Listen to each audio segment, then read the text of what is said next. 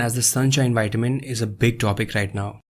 It comes as a surprise for most people because they have never really had a problem before, and most of us believe that a low vitamin D level changes nothing, and it will not be a problem for us anytime soon.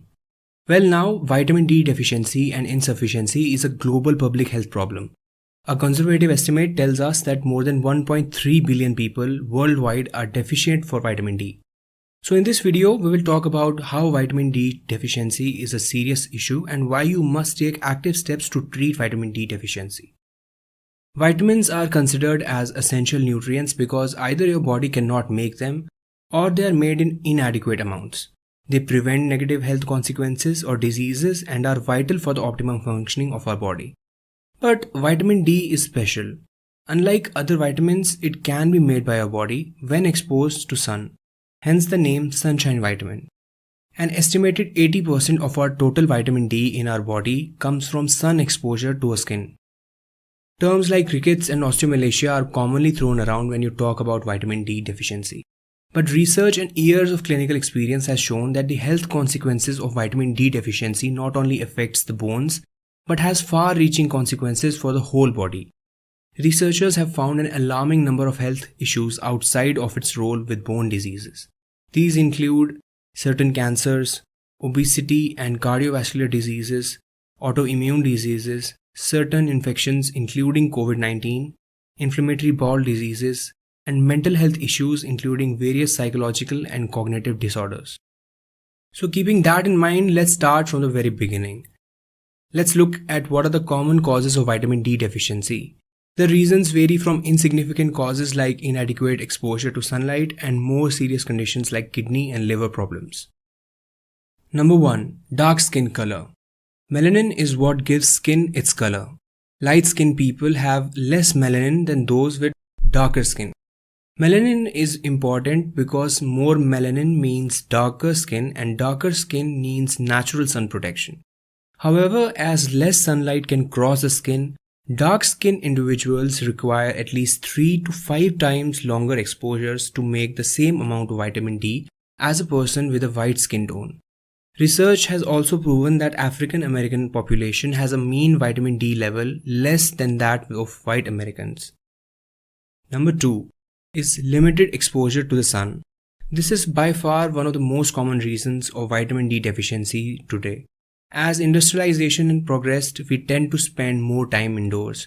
Most adults work indoors and wear more clothing during the work week, which leaves only minimal of their body exposed to sunlight for short periods, so they cannot meet their vitamin D needs through the sun alone.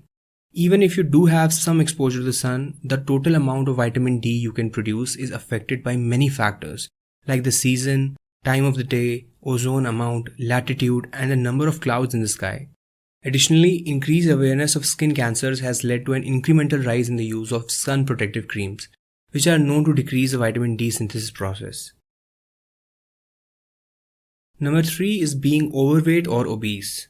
Being overweight or obese may put you at a risk for vitamin D deficiency. A recent review of 23 studies has shown that obese people had 35% higher rates of vitamin D deficiency compared with the normal weighted subjects. While diet and decreased sun exposure may have some impact on this, there appears to be an increased need that cannot be met without a supplement. Number 4. Malabsorption and unhealthy diet. People who have nutritionally underwhelming and insufficient diets are at a higher risk of developing vitamin D deficiency. Also, people with a history of previous gut surgeries, unhealthy gut, and malabsorption syndromes, for example Crohn's or celiac disease, are often unable to absorb enough vitamin D from their diet, which leads to a deficiency. Number 5 is certain medications and medical conditions. A wide variety of medications including antifungal medications, anticonvulsants, steroids, and medications to treat AIDS and HIV can enhance the breakdown of vitamin D and lead to its low levels. Also, conditions like liver failure and kidney failure interfere with the body's natural pathways of synthesizing vitamin D. If you are interested in learning more about how our body synthesizes vitamin D and how vitamin D acts in our body, we'll be uploading a video sometime soon, so make sure to subscribe to our channel and hit the bell icon. Well, now that we know why vitamin D deficiency occurs, We can now ask the question, what are the health risks of vitamin D deficiency? Looking back in the mid-1600s, two gentlemen by the name of Whistler and Glisson reported that children living in industrialized cities in Great Britain had short stature and had deformities of the skeleton, especially of the lower legs, a disease well known today as rickets, which occurs due to the vitamin D deficiency in children. However, it wasn't until 1889 that physicians discovered that sunbathing was important for preventing rickets. Since then, many other health benefits of vitamin D and risks associated with deficiency have been reported. Let's take a look at a few of these. Number 1 are skeletal diseases. Now, this is a common knowledge that vitamin D is important for your bones. But how exactly that happens is as follows. Vitamin D enhances the absorption of calcium and phosphorus in your diet, and without it, only 10 to 15% of calcium and phosphorus are absorbed from your diet. Thus, vitamin D maintains the optimum blood calcium levels to enable your bones to remain healthy and strong. Vitamin D deficiency leads to bone loss, osteopenia, osteomalacia, osteoporosis, and eventually increased risk of fractures. Also, there are vitamin D receptors in human muscles that have a direct effect on muscle strength. This is evident from the fact that severe vitamin D deficiency can cause myopathy or abnormal muscle function, which can cause muscle weakness and pain. Treating vitamin D deficiency in elderly population has been shown to decrease knee and hip pain. A study of 769 older adults aged 50 and 80 years found that moderate vitamin D deficiency positively predicts the incidence of worsening of knee pain and possibly hip pain over the next 2 to 5 years. Number 2. Autoimmune diseases.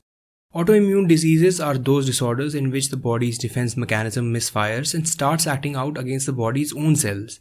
Now, where exactly does vitamin D fit in the case of autoimmune diseases is unclear, but there has been research that shows a definitive link between vitamin D deficiency and developing autoimmune disorders. Now, take for example the case of type 1 diabetes in Finland. Type 1 diabetes is also an autoimmune disorder. The recommended daily dosage of vitamin D was gradually reduced from 4,000 units per day in 1964 in Finland to 400 units per day in 1992. During this period, the incidence of type 1 diabetes increased by more than 350% in children aged between 1 to 4 years. Even more convincing data came in 2006, when Finland authorities made it mandatory for all dietary milk to be fortified with vitamin D2, and following which the incidence of type 1 diabetes plateaued and began to decrease. Similarly, current evidence supports that vitamin D deficiency increases the risk of developing multiple sclerosis, which is another autoimmune disease, and vitamin D supplementation alters the disease activity in people with multiple sclerosis. Also, a review of studies shows that in people with multiple sclerosis, having adequate levels of vitamin D were associated with fewer relapses. Also, they had lower risk of development of new lesions in the brain, had lesser disability and lesser disease severity, and better long-term memory. Number 3. Cancer. Cancer is a dreadful disease, and unfortunately we are still struggling to fight it effectively. Years after years of research have tried to isolate the various risk factors that potentially cause cancers in humans. One such risk factor being studied is vitamin D deficiency. A number of studies have investigated whether people with higher vitamin D intakes or higher blood levels of vitamin D have lower risks of specific cancers. The results of these studies, however, have been inconsistent.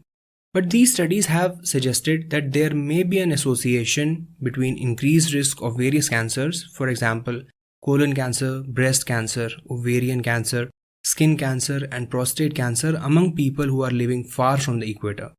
Since these people get fewer sunlight exposure to the skin, they have an increased prevalence of vitamin D deficiency. Number 4. Cardiovascular diseases, also known as heart diseases.